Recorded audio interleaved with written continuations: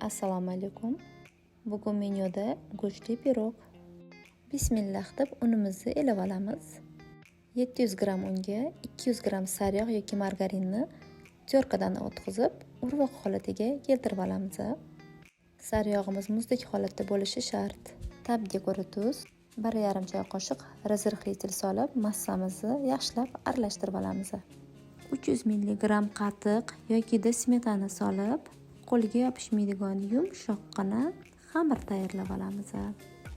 Mana xamirimiz ham tayyor bo'ldi. Xuddi shu holatda bo'lishi kerak, xuddi shu yumshoqlikda.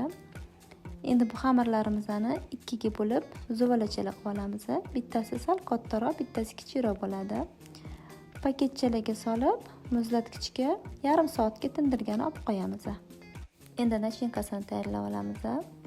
Go'sht, piyoz, kartoshkalarni solib, tabga ko'ra tuz, murch, zira solamiz. Yaxshilab aralashtirib, nachinkasini tayyorlab olamiz. Endi xamirlarimizni yoyib olamiz. Ozgina unlab yoysanglar, xamiringlar tez yoyiladi. Xamirlarni yoyib olib, listimizga xuddi shu ko'rinishda yoyib olamiz.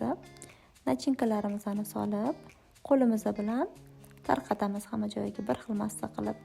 Chetlarini burab chiqamiz, chiroyli shakl berib. Bitta tuxumni chaqib, ustidan yaxshilab surib olamiz. Xohishga ko'ra vilka bilan ustini mana shunaqa holatda uzor qilib chizib chiqishingiz mumkin. Kunjut sepib olamiz ustiga. Pirogimizni o'rtasidan teshib olamiz. Oldindan qizdirilgan pechimizga 200 gradusda 40-45 daqiqada pishirib olamiz. Go'shtli kartoshkali pirogimiz tayyor bo'ldi. Mazasiga gap yo'q. Bolalarim maza qilib yeb olishdi, qo'llarim dard ko'rmasin. Tayyorlab ko'ringlar.